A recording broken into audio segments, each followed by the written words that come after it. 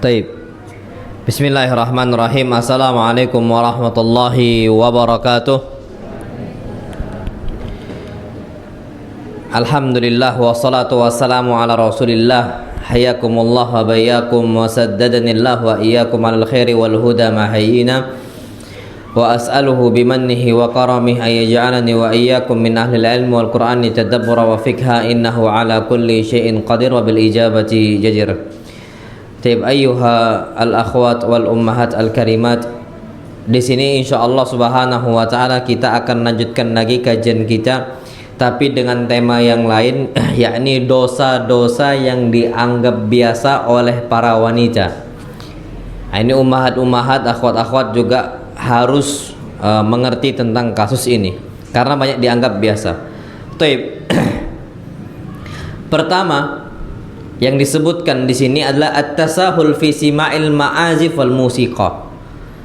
Terbiasa untuk ummahat ataupun akhwat dengarkan musik dan lagu, alat musik, terbiasa. Dan mereka nganggap antara mereka nggak dengar sama mendengarkan musik nggak ada dampaknya, ya sudah, biasa saja. Dan ini sebabnya kenapa? Bisa babil intishar al-ha'il lil ma'azif wal musiqa. Sebabnya dikarenakan banyaknya tersebar musik-musik yang ada. Bahkan sekarang kalau mau kita tahu berapa jenis musik yang ada, itu banyak sekali. Anggaplah anak orang pondokan dari ma'had gitu ya, nggak pernah kenal dengan musik, tapi anak beberapa tahu. Semisal ada musik rocknya gitu kan ya, musik apanya dan sebagainya. Tapi itu ada jenis-jenisnya dan tersebar di mana-mana. Akhirnya apa? Asbah listima' ilaiha amran adiyya. Akhirnya mendengarkan musik itu dianggap biasa oleh para wanita. Dan bahkan bukan cuma wanita, inda katsiri minan nas, kebanyakan mayoritas manusia nganggap biasa, masya Allah. Bahkan disebutkan bal yata'ajjabuna mimman yaqulu bitahrim. Mereka ini merasa aneh dengan orang yang mengatakan musik itu haram. Dianggap aneh. Yang mengatakan musik haram Wahabi. Apa? Wahabi, masya Allah.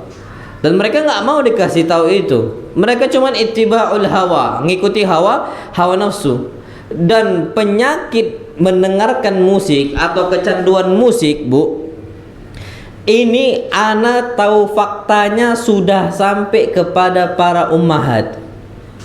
Dianggap biasa. Ini ana dapat cerita dari salah seorang ikhwah. Dia ini curhat sama ana, Ustaz. Ana ini kan udah ngaji. Istri ana juga sudah bercadar, Ustaz. Wallahi. Tapi masya Allah, Ustaz, istri ana tuh sering ana nasihatin tentang perkara musik gak berubah. Ana nanya, istri antum dengerin musik apa, akhi? Musik barat, Ustaz, katanya. Gak ada berubah-berubahnya. Sekarang bukan cuma musik barat aja, musik timur ya banyak. Mungkin Jepangnya, Koreanya, Cinanya, Indonesianya. Dan bahkan ada zaman dulu demam K-pop. Megan? Nas'alullah as-salamatal afiyah. Itu ana dulu punya adik kelas santri-santri. Itu lagi marak-maraknya tahun 2012-an waktu itu. Tahun 2012, na'am sahih. Adik-adik kelas itu banyak yang kena virus itu. Dan mereka bahkan sampai dengan bangganya ngikutin rambutnya mereka. Rambut apa? Yang ketutup sampai matanya itu emo. Ada gaya dulu itu gaya emo dan sebagainya. Katanya gara-gara mereka ini. Jadi banyak yang ngikutin dan sebagainya. Makanya santri, Bu, kalau di kami santri, ikhwan, botak semuanya. Pelontos. Biar nggak ada ngikut zaman-zaman kayak gitu tuh nggak ada. Harus botak pelontos. Jadi pakai peci semua. Nah, ini banyak sekali orang-orang nganggap biasa. Dan padahal udah kenal sunnah, udah tahu hukum halal sama haram, udah disampaikan ustadznya dalil-dalil nggak boleh kita dengar musik, tapi masih didengar. Apa kata Syekh di sini? Perhatikan Bu, perhatikan, Masya Allah tabarakallah rahman. Ibnu Mas'ud itu pernah menafsirkan firman Allah SWT, wa minan nas may yashtari lahwal hadith liyudilla an sabilillah. Dari manusia ada saja orang-orang yang membeli lahwal hadith, ucapan yang sia-sia, nggak bermanfaat. Tujuannya apa? Liyudillan nasa an sabilillah, untuk membuat manusia lalai dari jalan Allah. Apa kata Ibnu Mas'ud? Huwal ghina, itu adalah musik-musik yang didendangkan, lagu-lagunya. Ibu-ibu lihat nggak sekarang kondisinya, konser-konser yang ada. Orang yang di dalam konser Bu, lalai atau ingat Allah? Lalai. Ada nggak mereka ketika nonton konser, azan dikumandangkan, oh bubar dulu kita, sholat jamaah dulu ke masjid? Ada nggak Bu? Nggak ada, lanjut terus, pantang mundur sama mereka. Azan Masya Allah sudah dikumandangkan, musik masih besar. Inilah yang Allah firmankan, wa minan nas, dari manusia itu ada saja manusia-manusia yassarilah wal hadith, memberikan ucapan yang sia-sia. Maksud kata Ibnu Mas'ud, ya musik. Orang nonton konser ada nggak gratis Bu? Nggak ada, hampir rata-rata bayar semua, yassari, beli. Ini majelis ilmu gratis, nggak ada yang datang. Konser bayar sampai Masya Allah 100 ribunya ada, 200 ribunya ada, 500 ribunya ada. Bahkan ada salah satu waktu itu lagi rame-ramenya, lagi band mau masuk, band barat itu ya, mau masuk ke Indonesia, dengan harga tiket itu sampai tinggi-tingginya, sampai perang beli tiket gitu loh. Itu ada itu kasus. Dan ini membuat manusia-manusia itu lalai. Liyudillan nasa an sabilillah. Betul, akhirnya panggilan Allah, jalan Allah mereka nggak tahu lagi kondisinya. Nasallallahu salamata wal afiyah. Itu yang harus kita perhatikan. Dan bahkan Masya Allah, musik ini bukan cuma didengarkan, masih mending ya Masya Allah, kita nganggap musik haram tapi belum bisa meninggalkannya. Ini yang lebih buruk, ada yang sampai menghalalkannya. Masya Allah. Sampai kata Nabi kita Muhammad SAW, beliau bersabda, la yakunanna min ummati, akan ada kaum-kaum dari umatku yastahilluna al-hira wal harira wal khamra wal ma'azif. Mereka ini menghalalkan perzinaan. Wal harir, sutra untuk laki-laki. Wal khamr, mereka halalkan khamr, minuman kerasnya. Wal ma'azif, mereka halalkan alat musiknya. Sekarang akhirnya mereka menghalalkan musik dengan cara apa? Dibuatlah slogan musik Islami, yang nyanyinya orang Syiah. Ada, ya Rabbi bil Mustafa balligh maqasidan, centang centung, pakai musik. Dibuat apa? Musik Islami. Dan ini sudah dilarang oleh Nabi kita Muhammad SAW. Bahkan disebutkan oleh Rasul kita Muhammad SAW dari Anas ibn Malik radhiyallahu ta'ala anhu, beliau mengatakan, la yakunanna fi hadhil ummah khasfun wa qadhfun wa maskhun. Ada nanti di umat Islam kasusnya mereka ditenggelamkan oleh Allah SWT. Ini pernah terjadi di negara kita. Bumi itu Bu, sampai goyang loh bumi. Bumi itu goyang, membelah, masuk orang-orang masuk, tertutup lagi. Kasusnya di mana? Di timur, lupa nah. Di mana? Ada bencana waktu itu besar sekali.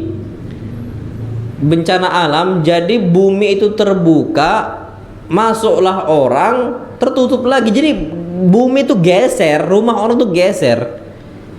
Di Indonesia, ana lupa kasus di mana Pak? Sulawesi, naam Sulawesi, sahih. Di Sulawesi. Nah, itu kejadian. Ini kata Nabi kita Muhammad, wa maskhun, dan ada orang-orang dirubah wajahnya. Ada dirubah wajah-wajah mereka. Apa kata Nabi kita SAW? Wa dzalika idza syaribul khumur. Kapan itu terjadi? Ketika mereka terbiasa untuk minum khamr, pertama. Yang kedua, wattakhadul qainat. Mereka bayar orang-orang biduanita untuk nyanyi. Masya Allah. Wa darabul ma'azif, ketika biduanita nyanyi, mereka ini dendangkan musiknya. Acara pernikahan pakai biduanita. Wa darabul ma'azif, mereka dendangkan alat-alat musiknya. Gitarnya dimainkan, drumnya dimainkan. Acara walimah nikah, acara khitanan, Masya Allah, khitanan pun tetap pakai organ tunggal.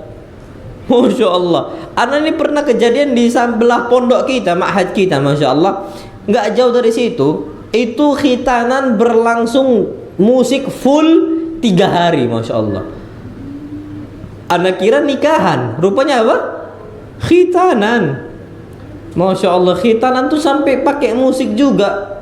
Dan biduanita istilahnya ya dibayar untuk itu. Nasallallahu salatul afiyah. Bahkan lebih naasnya, sekarang itu kalau ibu-ibu tahu kondisi di Jawa, itu banyak mereka itu yang nasallallahu salatul afiyah, ada adat mereka namanya sawer. Itu ada. Nggak tahu lagi mereka batasan mana yang halal, batasan mana yang haram, diembat semua yang haram. Dan itu terjadi. Ibu-ibu berangkatlah ke Jawa.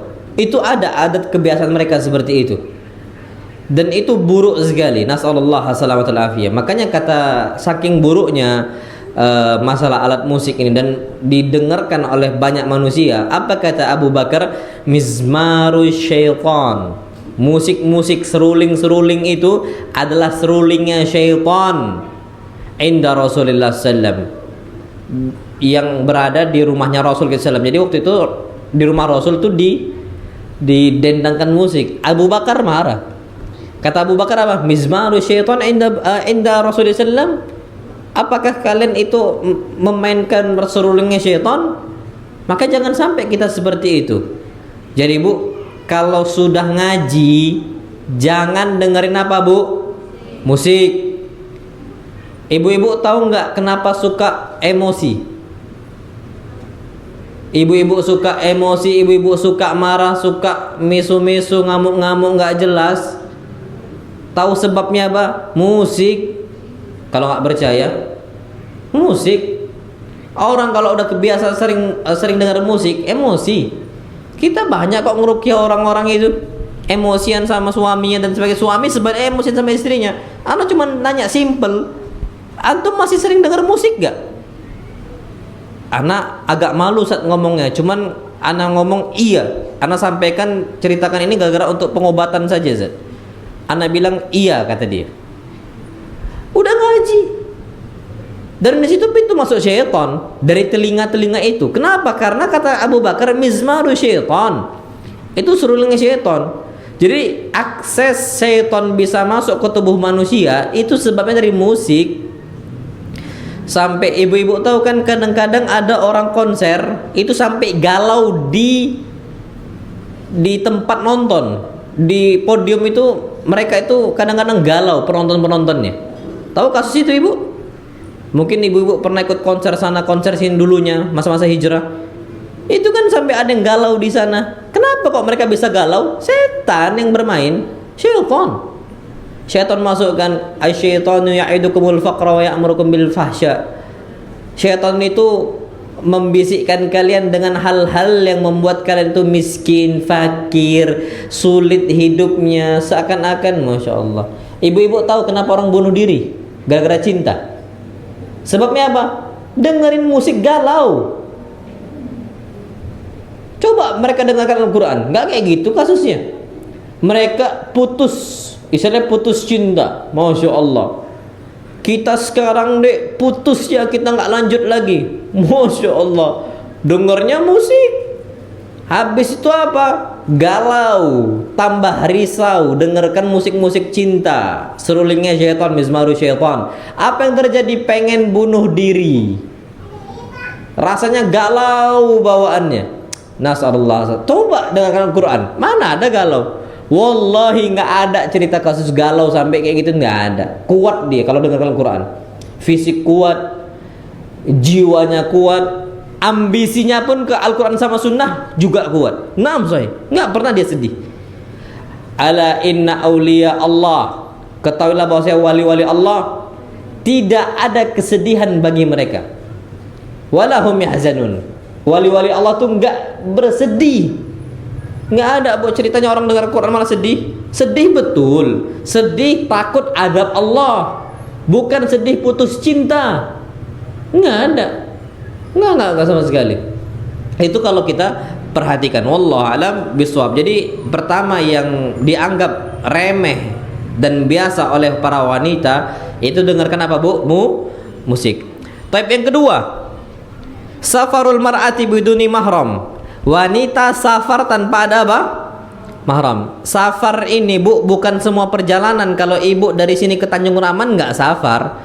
Safar itu disebutkan perjalanan jauh, tapi tidak ada batasan tertentu. Kalau disebutkan oleh sebagian masyarakat, oh itu sudah masuk safar, maka safar. Contoh ibu-ibu dari sini ke Palembang, safar itu bu, karena udah jauh perjalanannya, safar. Nah kalau ibu-ibu mau ke Palembang, wajib ada apa? Mahram. Ingat bu, mahram bukan muhrim. Muhrim ini itu salah penyebutan yang sudah sering biasa yang kita dengar. Muhrim itu artinya orang sedang ihram, pakai kain ihram, itu muhrim. Nah mahram itu orang yang diharamkan untuk kita nikahi. Siapa? Ibu, nggak boleh kita nikahin ibu. Anak, nggak boleh kita nikahin anak. Nah, itu mahram. Nah jadi wanita-wanita itu nggak boleh safar tanpa ada mahram, dan ini dianggap biasa. Ummahat tuh udah ngaji kadang-kadang, udah tahu hukum tapi masih biasa. Ini kata beliau dianggap biasa. Padahal Nabi kita Muhammad SAW bersabda, la tusafirul mar'ah. Atau dalam hadis yang lain, la yahillu limra'atin tu'minu billahi wal yawmil akhir. Tidak halal. Kalau tidak halal berarti apa bu? Haram. Sama dengan haram gitu loh.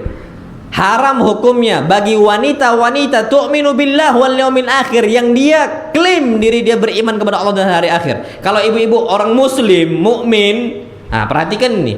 Apa kata beliau? Antusafira masirata yaumin aw lailah. Haram baginya untuk melakukan perjalanan 1 hari 1 malam. Zaman dulu perjalanan 1 hari 1 malam pakai onta itu menempuh 80 km. Kalau 80 km sekarang ke Palembang sudah masuk itu bu. Sudah apa? Sudah masuk. Ibu cek Google Maps sekarang, arah ke mana? Palembang, masuk. Dan bahkan kata para ulama tidak ada jarak tertentu. Selama disebutkan safar ya safar. Contoh ibu-ibu ke Indralaya. Indralaya harus ada apa bu? Mahram tetap, karena disebutkan dia itu sudah safar. Masya Allah. Makanya bu, wanita-wanita yang hendak haji tapi tidak ada apa? Mahram, maka nggak wajib berangkat, nggak wajib pergi. Contoh gini, ibu-ibu sudah bayar untuk 2 orang. Suami sama ibu mau berangkat ke haji, berangkat ke Mekah haji. Tiba-tiba ibu-ibu sudah bayar lunas. Pas tahun keberangkatan, qaddarallahu wa ma syaa fa'al. Contohnya semisal suami ibu meninggal, wal iyadu billah semisal. Nah, udah ada panggilan. Nah, panggilan ini bu, ibu nggak boleh berangkat. Kenapa? Karena tidak ada mahram. Kecuali siapa? Anaknya yang ikut. Laki-laki sudah besar. Oh ini anak nggak ada semisal. Bapak udah meninggal juga, suami sudah meninggal juga. Terus gimana? Nah kalau seperti itu kondisinya, maka nggak wajib berhaji. Allah berfirman, walillahi 'alan nasi hajjul baiti man istata'a ilaihi sabila. Hak Allah yang wajib ditunaikan oleh manusia adalah berangkat haji. Tapi apa? Oh, untuk orang-orang man istata'a ilaihi sabila, untuk orang-orang yang mampu berangkat ke sana. Wanita yang nggak ada mahramnya, kata para ulama, berarti termasuk wanita yang tidak mampu. Berarti apa? Boleh bagi dia untuk nggak berangkat haji, bahkan wajib nggak berangkat haji. Dan hadis yang lain disebutkan dalam hadis yang sahih. Ketika itu ada seorang sahabat, dia mengatakan, ya Rasulullah, wahai Rasul sallallahu alaihi wasallam, inna imraati kharajat hajah wa inni uqtitubtu fi ghazati kada wa kada. Wahai Rasul, saya ini diwajibkan untuk berangkat jihad di perang ini dan perang itu. Sedangkan istri saya itu sedang berangkat untuk haji. Maka apa solusinya Rasulullah SAW? Apa jawaban beliau? Engkau pulang wa hujja ma'amra'atik, dan engkau wajib haji bersama istri engkau. Bu, yang awalnya jihad hukumnya wajib, gugur kewajiban jihad cuman untuk nemanin istri sedang apa? Haji, biar ada mahramnya. Apalagi cuman sekedar umroh. Masih banyak enggak wanita-wanita umroh tanpa mahram? Masih. Nggak boleh, tegas. Oh, saat travelnya sunnah loh. Loh, travel sunnah itu yang kita, bukan patokannya travel sunnah atau nggak travel sunnah. Patokannya itu boleh atau tidak boleh. Sekarang ada orang beralasan dengan alasan-alasan yang aneh kadang-kadang. Anak ambil contoh. Nggak boleh kita itu main musik. Loh, itu Raja Salman main musik. Loh, apa hubungannya? Syariat nggak terikat sama Raja Salman atau bukan Raja Salman? Sama safar umroh tanpa ada mahram, kan travel sunnahnya ini membolehkan. Loh, travel sunnahnya, travelnya membolehkan, Rasulnya melarang. Ngikut travel atau ngikut Rasul? Rasul Sallallahu Alaihi Wasallam tegas harus, nggak bisa enggak. Walaupun travel A, travel B, travel C, travel D membolehkan, nggak boleh. Terus apa solusinya kalau seperti itu? Nikah lagi. Nikah lagi dengan segera mungkin. Nah, cari ikhwan-ikhwan yang bagus agamanya, yang bagus karakter akhlaknya, yang nggak temperamen, nikah sama dia. Yang kalau akhlaknya apa? Baik. Jadi yang jatahnya asli untuk untuk suami yang sudah meninggal itu diberikan untuk suami yang baru. Halal, na'am halal. Jadi seperti itu. Wallahu alam bissawab. Tapi Bu, kalau nikah ini lihat-lihat kondisi. Lihat-lihat kondisi maksudnya apa? Jangan sembarang nikah sama orang yang nggak dikenal. Kadang-kadang gitu Bu. Yang penting mau berangkat umroh biar ada mahramnya, siapapun jadilah. Janganlah Bu. Jangankan laki-laki lo ya, perempuan aja ada yang main tangan. Makanya muncul istilah suami takut istrinya galak Bu. Galaknya bukan galak biasa, galak tenanan gitu loh. Bukan galak mau lo ya, garang. Muka itu seram. Jadi orang tuh ngira KDRT itu dilakukan oleh suami untuk istri. Kadang-kadang istri yang melakukan KDRT untuk siapa? Suami. Woi Pak dan ibu-ibu juga perlu perhatikan itu, hati-hati itu, hati-hati. Jadi jangan yang penting ada suaminya mau berangkat saja. Enggak lah, ditengok siapa laki-lakinya, siapa ikhwannya ini bagus nggak. Udah, orang kadang-kadang udah ngaji pun masih main tangan. Ada nggak Bu? Ada. Lah, akhwat ada nggak yang sudah ngaji main tangan? Ada, nggak jamin. Makanya kita harus jaga-jaga betul, jangan sampai kita itu main tangan sama apa dan sebagainya, atau suka ngomong orang dan sebagainya. Itu jangan, harus kita hindari. Na'amallahu alam bisawab. Jadi ala qol di sini Bu, kalau seandainya ibu-ibu mepet mau umroh atau mau haji padahal udah bayar sempurna, nikah, tapi harus diperhatikan karena nikah ini itu akan panjang, nggak cuman sampai berapa lama. Jadi seperti itu, carilah akhwat-akhwat yang bagus. Namullah alam bisawab. Baik, kemudian yang berikutnya adalah al-khalwah birrajulil ajnabi, berkhalwat, berdua-duaan dengan laki-laki yang tidak mahram. Berdua-duaan tuh berarti jumlahnya cuma berapa orang? Cuma 2. Tapi kalau bertiga boleh. Yang nggak boleh itu berdua. Kalau bertiga boleh. Nah, kalau cuma 2 orang, satu laki-laki sama satu wanita, maka yang ketiganya siapa? Setan. Disebutkan dalam hadis yang sahih, la yakhluwanna rajulun bimra'atin illa wa thalithuhuma syaitan. Tidaklah seseorang wanita berdua-duaan dengan seorang laki-laki kecuali yang ketiganya adalah syaitan. Makanya kalau seandainya kita sholat di bandara, dan ini dianggap remeh sama sebagian orang, bahkan sebagian wanita, ibu-ibu sholat di bandara, di musola bandara semisal, ada satu laki-laki ikhwan sholat dia, Nah, kalau ibu masuk ke musola itu, berarti kan kholwat nih, nggak ada laki-laki yang lain, nggak ada wanita juga yang lain, karena posisinya orangnya cuman 2 orang. Apakah ibu-ibu boleh sholat di situ berjamaah? Nggak boleh. Terus gimana sholatnya? Tunggu dia keluar atau tunggu orang lain masuk. Jadi jumlahnya minimal berapa? 3. Tunggu. Ini kalau di bandara mungkin jarang terjadi, karena ibu-ibu mungkin jarang safar. Mall biasanya yang suka nge-mall nih. Nah, itu coba dicek. Kalau seandainya musola mall ini, tapi kalau musola mall tuh banyak masih bu, orangnya itu biasanya minimal 3 itu ada. Bandara yang sering anda jumpai. Anda kalau lihat bandara, ada akhwat sendiri, anda nggak jadi masuk. Selesaikan dia sholat sampai dia keluar, baru anda masuk. Kecuali ada orang lain yang masuk, baru anda ikut masuk. Jadi seperti itu, nggak boleh berkholwat berdua-duaan. Kenapa? Karena nanti kalau sudah berdua-duaan itu ada langkah syaitan setelahnya. Karena orang tuh nggak mungkin zina dilakukan, dikerjakan langsung zina gitu aja, nggak mungkin. Pasti ada wasilah jalan. Pasti ada apa?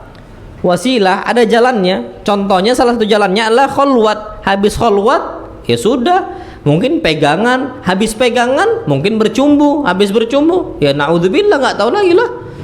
Itu bisa kejadian.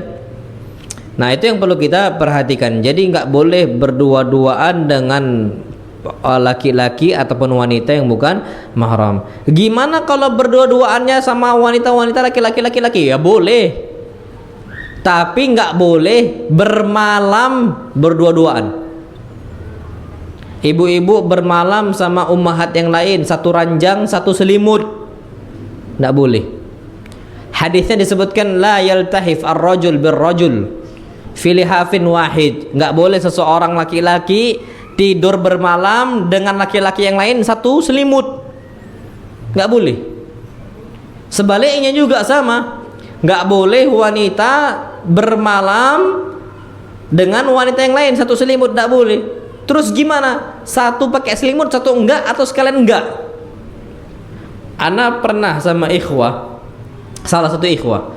Jadi ana ngisi kajian, ana bawa ikhwan tadi, berangkatlah kami, disediakan hotelnya itu kamarnya bukan twin bed, tapi apa? Single bed yang satu. Iya. Cemana kita tidurnya, akhi? Bingung juga ana. Satu selimut, payah nanti. Nggak tahu kan kita kondisinya. Jadi apa? Padahal itu ber-AC waktu itu. Sepakat sama-sama nggak pakai apa? Selimut. Sudah kita AC-nya kita jangan didinginkan, dinaikkan ininya, derajat Celciusnya dinaikkan, jangan sampai kedinginan. Sudah nggak usah pakai selimut sama sekali. Ujung-ujungnya kayak gitu. Nah, kenapa? Karena hadis Nabi SAW nggak boleh berkholwat, hatta laki-laki dengan laki-laki. Bu, masya Allah, wallahi ini fakta terjadi di salah satu pondok. Di salah satu pondok, nggak di Prabu, di Jawa. Anda bercerita ini. Jadi ketika itu ada salah satu santri liwat. Ibu tahu liwat kan? Liwat itu homoseksual. Homoseksual, laki-laki sama laki-laki, suka dia. Jadi ketahuan lah sama ustadznya di sidang. Ustadznya ini nanya, kapan kamu berbuat liwat seperti ini? Kata dia ketika liburan. Loh, kapan ketika liburan? Sama siapa? Ya sama kawan santri. Loh, kok bisa? Iya, jadi Ummi Ana waktu itu mesankan hotel, kamar hotel. Jadi Ummi Ana sama Abi Ana sama kawan Ana dipesankan, nggak sengaja waktu itu yang ada cuman single bed. Twin bednya nggak ada. Ya sudahlah, mungkin Uminya ngerasa nggak ada masalah, dipesankan single bed. Di situ rupanya mereka ini saling suka. Sampai ummahat ini ditelepon sama ustadznya, tahu nggak anak anti ini itu liwat? Langsung pening ini kepala ummahat ini, kepalanya. Kok bisa ustadz? Pertama kali sebabnya ketika liburan bersama ibu sama suami ibu.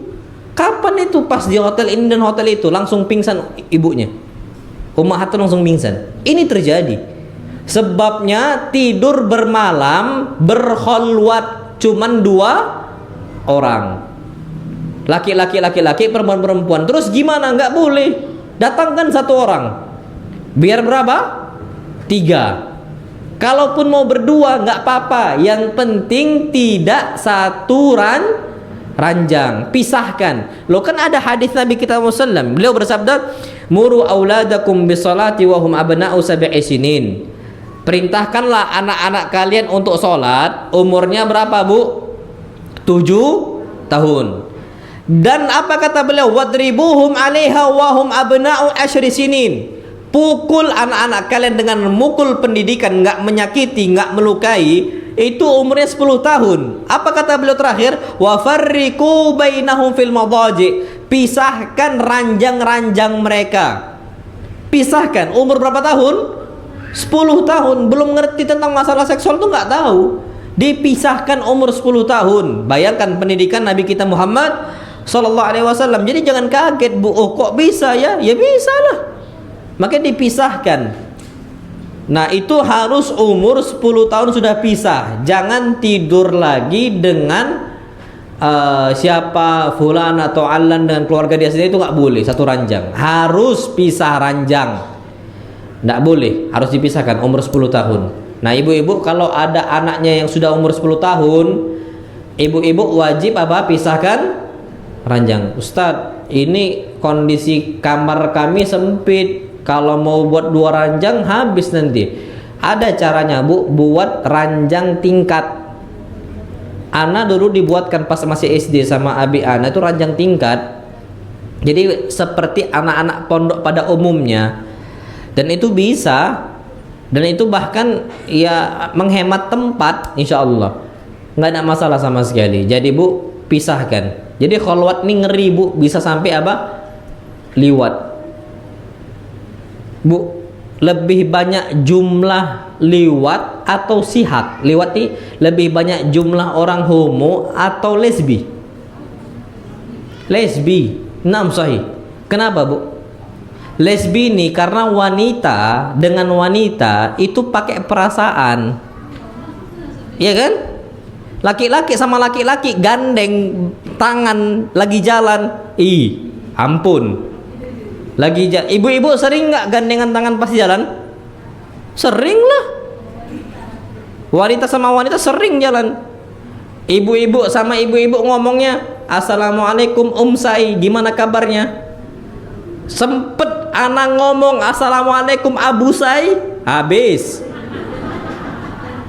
Ya kan? Itulah yang membuat akhirnya sihak ini lebih banyak karena wanita pakai perasaan. Makanya ibu-ibu hati-hati, Bu, berkholwat. Laki-laki, Bu, kapan lagi ada masalah ya sudah, mereka nganggap biasa saja. Tapi kalau perempuan udah sampai bawa perasaan 7 hari 7 malam, bisa itu kayak macam pacarnya aja, pal bukan. Naam sahih, itulah yang membuat akhirnya sihak itu sering terjadi, lesbi itu sering terjadi. Makanya hati-hati, Bu, kalau kasus liwat ataupun sihak dan sebagainya itu bermula dari apa? Dari kholwat tadi, kholwat, apalagi sampai bermalam. Itu dijaga sebagus-bagus mungkin. Itu yang perlu kita ketahui. Apalagi anak ini kan bina pondok pesantren, ada akhwatnya. Memang harus dari awal harus hati-hati kita cek dan sebagainya. Memang harus seperti itu.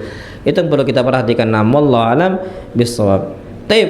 Kemudian yang berikutnya adalah musafahatur rajul al-ajnabi. Berjabat tangan dengan laki-laki yang bukan mahram. Ini sering terjadi para ummahat itu ketika dengan keluarga. Kapan? Ketika hari Id. Sering nggak, Bu? Masih? Anda lihat masih sering. Udah ngaji, sudah ngaji. Contoh gini. Ibu-ibu kalau salaman dengan paman boleh nggak?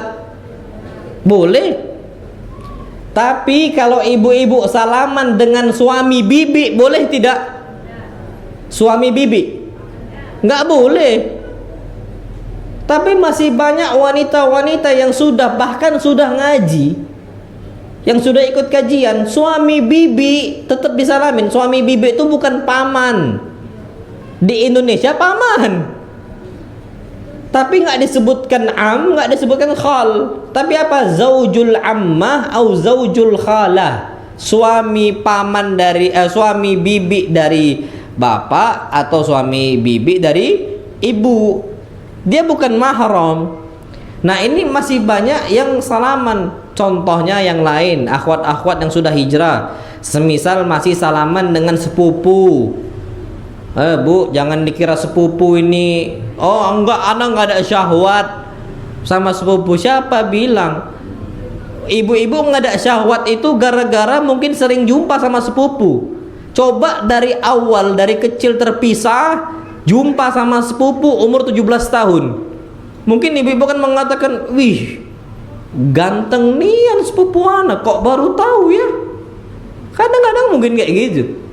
Karena kenapa? Karena sepupu bukan mahram. Ibu-ibu boleh nggak nikah sama sepupu? Halal, halal, dan disebutkan dalam syariat Islam, nggak ada masalah sama sekali. Dan kita diperbolehkan untuk itu. Makanya jangan sampai kita berjabat tangan dengan wanita, dengan laki-laki yang bukan mahramnya. Dan itu dianggap biasa. Karena mungkin dia nganggap, oh iya keluarga juga lah. Apalagi bu, masya Allah, berjabat tangannya dengan siapa? Ipar. Dengan siapa? Ipar. Ipar ini bahaya. Disebutkan dalam hadis yang sahih, alhammu al-mautu. Yang namanya ipar adalah kematian. Saking banyaknya musibah sebabnya ipar. Suka sama iparnya. Udah nikah sama istri cantik, kurang puas, adiknya diembat juga. Nikah sama ipar akhirnya. Oh nggak apa-apa Ustadz, ipar anak kan belum nikah. Lu nggak boleh. Allah berfirman, wa anta jama'u bainal ukhtaini illa ma qad salaf. Nggak boleh kalian nikah itu dengan dua wanita yang saling bersaudara sekaligus, nggak boleh. Terus gimana? Kan cantik, ya sampai meninggal lah, baru nikahin adiknya. Jangan serakah mentang, karena kadang-kadang ada bu wanita cantik, kembarannya juga apa? Cantik, masya Allah. Dan wanita-wanita ini memang kadang-kadang ya dia nganggapnya oh kan biasa, akan biasa, padahal itu kematian. Ada di salah satu di Timur Tengah, salah seorang syekh bercerita, jadi seorang istri itu hamil gara-gara sebabnya siapa? Iparnya. Dari mana dia tahu? Ketika terjadi kecelakaan, dicek ternyata suami itu mandul, dikiranya itu dari suaminya. Masya Allah. Suaminya pas tahu istrinya ternyata hamil, pas dicek tahu, dia cek kondisi ternyata dia itu mandul, baru diusir adiknya. Kenapa pas udah kejadian kondisi seperti itu baru diusir adiknya? Karena itu dianggap biasa sama banyak orang. Masih banyak nggak bu ipar tinggal satu rumah dengan, jadi gini bu, kita punya suami, kita ada suami nih, kita ini tinggal sama ipar kita, masih banyak tidak? Masih. Alasannya satu, kasihan lah kalau dia harus ngontrak di luar, mumpung di sini. Lo kalau gitu disekat lah, disekat pakai biaya triplek paling berapa? Pakai triplek, sekat rumah, selesai, aman. Jebol tembok buat pintu bisa. Tapi ini gabung satu rumah, sekali nampak, dua kali nampak, tiga kali nampak, siapa bilang setan nggak main? Lo itu terjadi kok. Di mana? Di Timur Tengah. Di Indonesia bu, ada cerita itu udah banyak, udah dapat. Bukan lagi ipar, paman sendiri yang mahram. Paman bunuh anak kecil, diperkosa. Wih, lebih ngeri di kondisi kita saat ini. Paling mahram. Nah makanya jadi jangan dianggap biasa kasus untuk menyentuh wanita, menyentuh lawan jenis yang bukan mahram kita. Nabi kita sudah bersabda, li an yut'ana fi ra'si ahadikum bi mikhatin min hadid khairun lahu min an tamassa yaduhu imra'atan la tahillu lahu. Lebih baik seseorang itu ditusuk kepalanya dengan apa? Paku besi. Jadi sebelum ibu itu mau nyentuh laki-laki yang bukan mahram, ambil paku, tokokkan pakai martil. Nah, kerasa itu sudah, nggak usah, tinggalkan berarti. Kenapa? Azabnya itu keras seperti itu. Lebih baik itu ditokokkan pakai paku dengan martil gitu loh ya. itu lebih baik daripada tangannya menyentuh wanita yang bukan mahram. Wallahu alam bissawab. Taib, kemudian Masya Allah, yang perlu kita perhatikan adalah wanita-wanita yang dosa yang dianggap biasa oleh para wanita, mutaba'atul abraj wat tawali', suka mengikuti bintang-bintang. Ibu-ibu tahu bintang macam Virgo, apa itu namanya? Zodiak, zodiak. Ngikutin zodiak. Jadi Virgo seperti apa, Libra seperti apa, itu Bu haram. Bahkan itu kita sama datang dengan peramal. Nabi kita Muhammad SAW bersabda, man ataka hina, barang siapa yang mendatangi peramal, fasaddaqahu bima yakul, dukun peramal sama, dan dia percayai apa kata dukun peramal tadi, faqad kafara bima unzila ala Muhammad, maka dia telah kufur terhadap apa yang diturunkan untuk Muhammad, maksudnya Al-Quran Al-Karim. Karena tidak ada yang mengetahui hal gaib kecuali siapa, Bu? Allah. Ternyata katanya, oh enggak, kita bisa lihat masa depan kita. Apa? Dengan dari zodiak. Apa? Zodiak apa? Oh, Libra ini cocoknya sama zodiak ini. Pas nikah cerai. Ada banyak. Dari mana? Nggak ngaruh. Mau zodiaknya ini, mau zodiaknya itu, nggak boleh. Nah, sekarang ini kesyirikan ini dianggap biasa. Kenapa? Karena zodiak ini sudah masuk di koran-koran. Koran harian tuh ada ramalan-ramalan. Bahkan ditulis gini: hidup Anda susah, banyak kebutuhan. Ramal kehidupan Anda sekarang. Ketik rek spasi ramalan masa depan spasi ini kirim ke ini ada. Itu zaman dulu ya. Anda nggak tahu kalau zaman sekarang masih ada yang percaya. Wallahi bahlul, bodoh, jahil, murakkab. Kalau ada masih percaya zaman kita sekarang, bodoh sebodoh-bodohnya kaum. Udah zaman Android. Zaman Android ini bukan zaman Android zaman dulu lollipop. Android apa sekarang? Android udah zaman udah baru seperti ini masih percaya sama zodiak. Nasallallahu assalamatan afiyah. Itu betul-betul rusak. Sampai Nabi mengatakan, maniktasaba ilman minan nujum, barang siapa yang dia itu mengambil ilmu nujum, ilmu bintang, iktasaba syu'batan minas sihri zada mazaj, maka dia telah mengikuti cabang dari sihir, ilmu sihir. Semakin banyak dia pelajari ilmu bintang, semakin banyak yang dia tambah dari dosa kesyirikan. Sama dengan dosa sihir. Jadi jangan ibu-ibu ikut-ikut apa? Zodiak, lamaran ini, ramalan ini, ramalan itu jangan. Sama sekali jangan, nggak boleh kita lihat. Ustadz, gimana kalau ana penasaran, cuman baca tapi nggak percaya?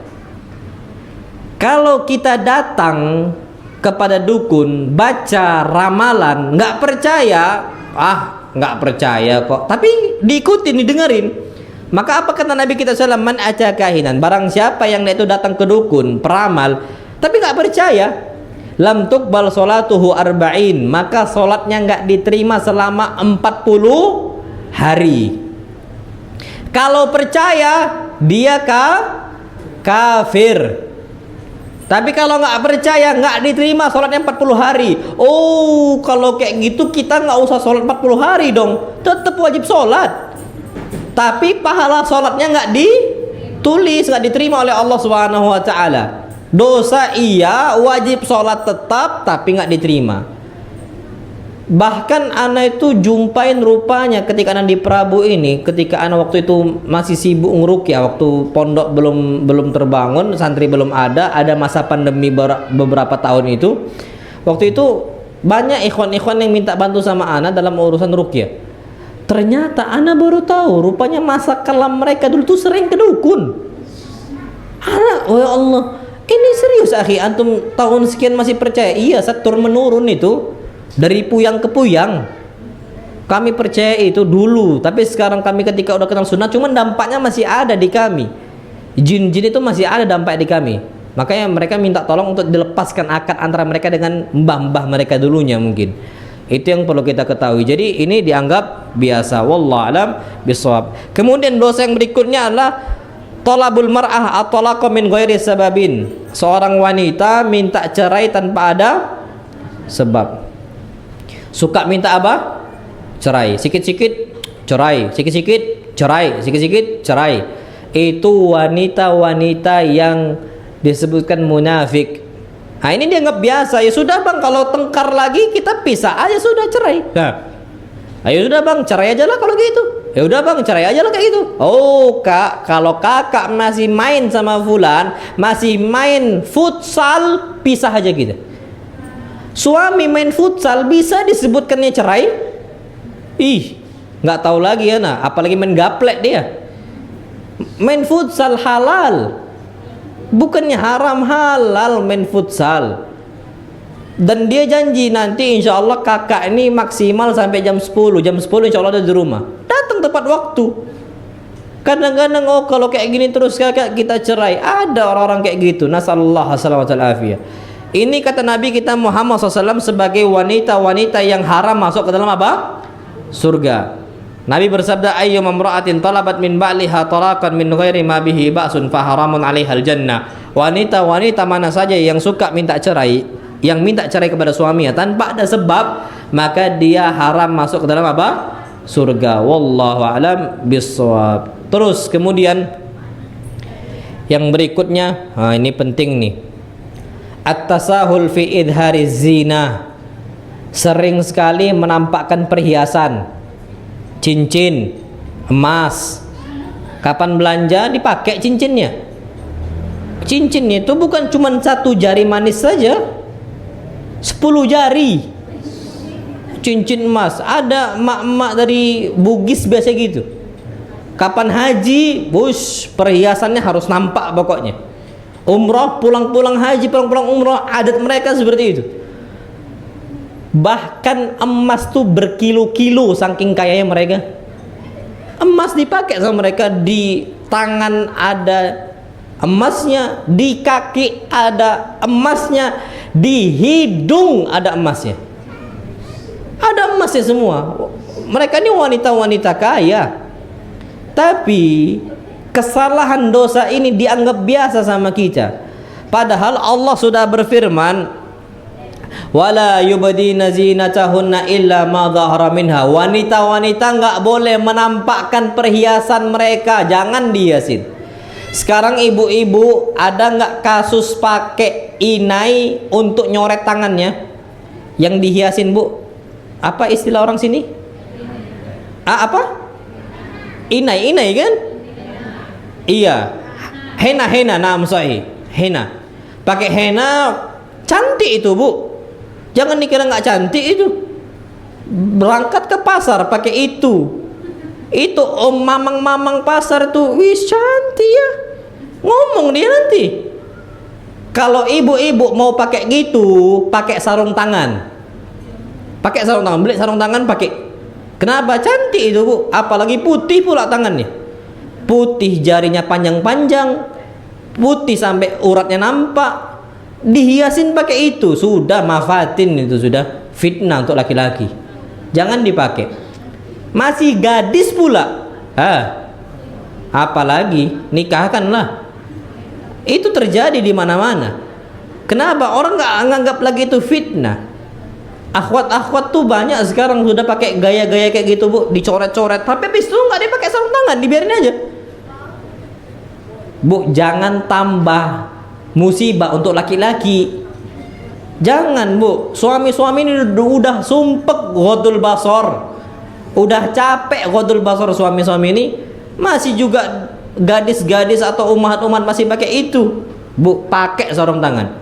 Jadi ini khusus kita menghiasnya itu boleh. Kasusnya untuk sama akhwat, untuk sama apa?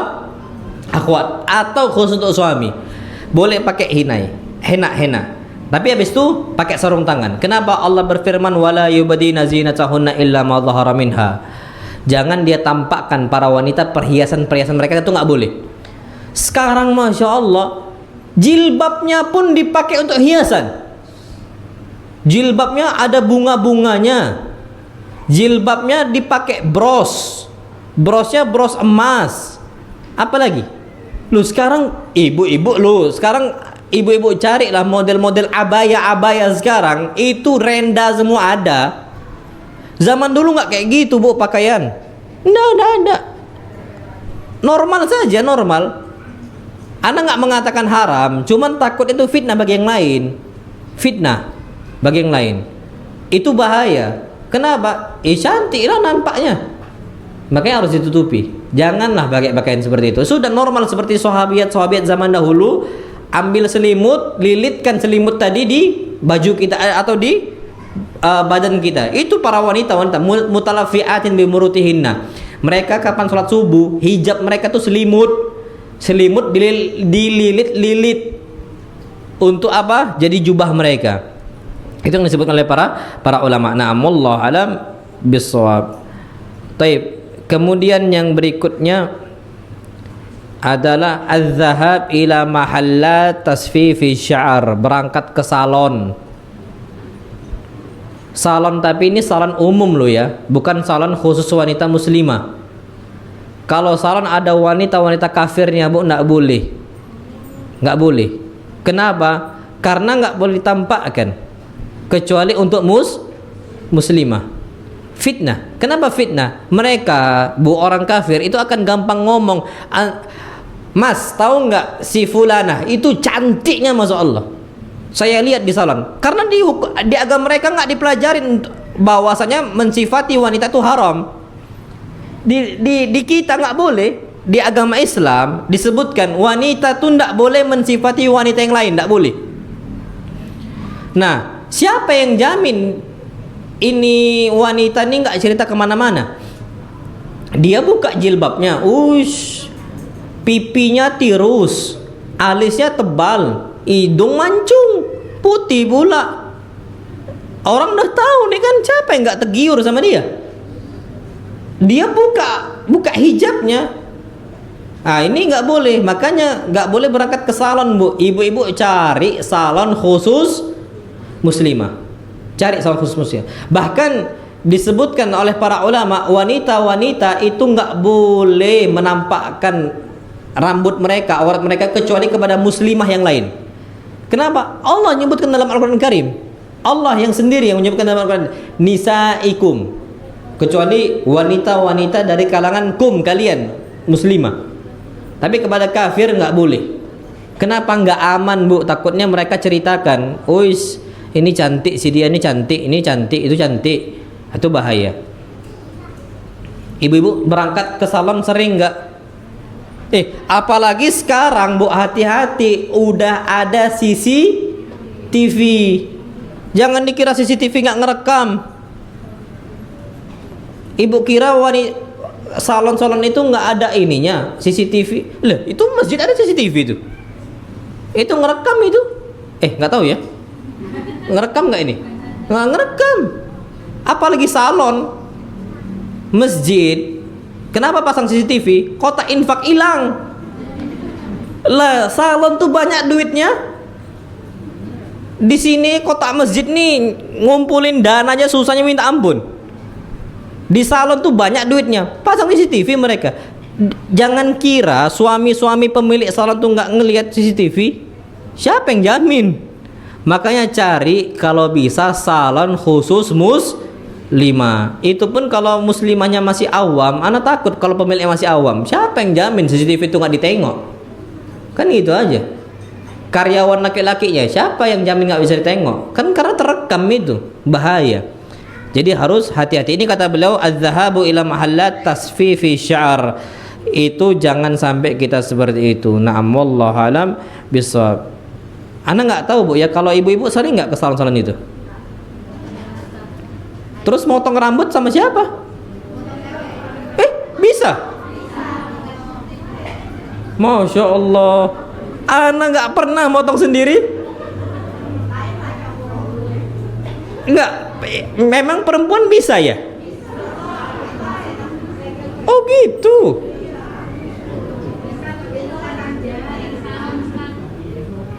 Nah, kalau salon tuh khusus muslimah, Bu, intinya gitu. Tapi kalau seandainya ibu-ibu bisa sendiri, ya ahlan. Kalau anak kira nggak bisa. Nah, kalau bisa alhamdulillah. Itu yang anak harapkan. Nah, wallahu alam bisawab.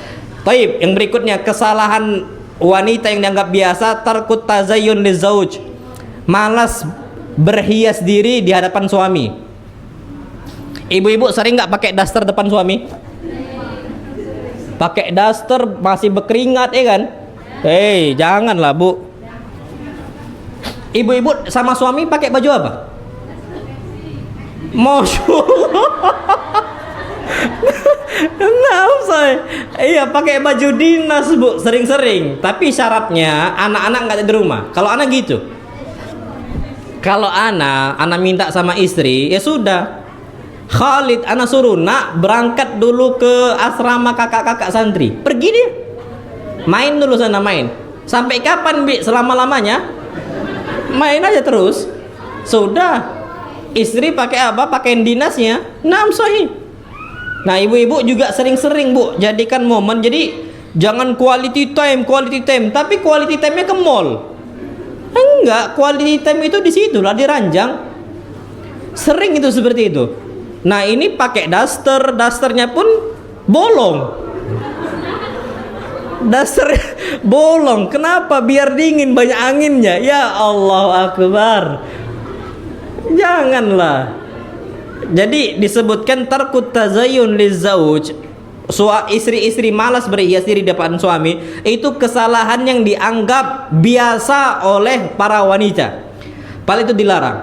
Kenapa? Karena itulah memang disebutkan oleh Nabi kita SAW, wanita terbaik adalah allati tasurruhu idza nadhar, adalah istri yang bisa menggoda atau membahagiakan suami ketika suami melihat dia. Masya Allah, dipuji terus. Makanya ibu-ibu, oh bang, abang ini nggak pernah muji adik, oh kakak ini nggak pernah muji adik, mas ini juga nggak pernah muji adik. Sebenarnya apa yang mau dipuji? Kalau pakai daster bolong terus. Tapi coba pakai baju yang bagus. Ush, cantiknya dek. Nah, maksudnya itu jadi membuat apa? Suami itu bahagia. Itu penting itu, Bu. Jadi jangan dianggap biasa. Pakai apa aja. Nah, sama disebutkan juga Masya Allah, Aisyah itu pakai cincin. Pakai cincin terbuat dari warik, perak. Nabi tanya, jadi Aisyah pakai perhiasan. Nabi tanya, "Mahadha ya Aisyah?" Apa ini wahai Aisyah? Dia mengatakan, "Sana'tuhunna atazayyadu laka ya Rasulullah." Aku buat perhiasan ini untuk berhias diri untuk engkau khusus ya Rasulullah. Jadi Aisyah itu sampai gitu, Bu, sampai buat perhiasan untuk Rasul tuh senang. Makanya ibu-ibu bisalah buat surprise, kejutan. Suami pulang dari kerjanya, baju dinasnya baju baru. Wah, itu senang nian, Bu, suami. Asli ijma' para suami senang. Nggak ada yang khilaf. Semua senang. Makanya kita harus apa? Kita harus perhatikan. Wallahu alam bisawab. Jadi itu kebiasaan atau dosa dan kesalahan yang dianggap biasa. Taib, ini waktu kita sudah habis. Ana cukupkan sampai sini. Kalau ada pertanyaan silahkan, Bu. Fadhal. Kayaknya sudah deketin asar. Nah.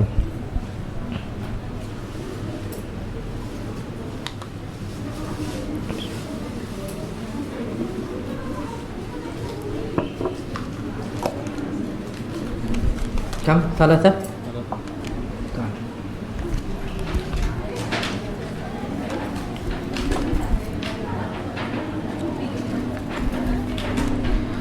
Taib. Sesama saudara kandung, apakah tidak boleh satu tempat tidur anak laki-laki dengan anak laki, anak perempuan dengan anak perempuan? Enggak boleh. Enggak boleh, Bu. Tidak boleh. Kenapa? Hadis Nabi SAW bersabda, "Muru auladakum," perintahkan anak-anak kalian. Ini kan saudara kandung semua. Bisolah, untuk sholat umurnya berapa? 7 sinin, 7 tahun. Wadribuhum 'alaiha, pukul anak-anak kandung kalian itu ketika mereka nggak sholat, tapi pukul mendidik loh ya, bukan menyakiti. Umurnya asyra sinin adalah 10 tahun. Apa perintah Nabi? Wa farriqu bainahum fil madaji. Pisahkan tempat tidur mereka di umur 10 tahun. Ini kan berarti kandung semua. Maka harus dipisah. Dibuatkan ranjang tingkat itu hemat tempat. Nah, wallahu alam bisawab.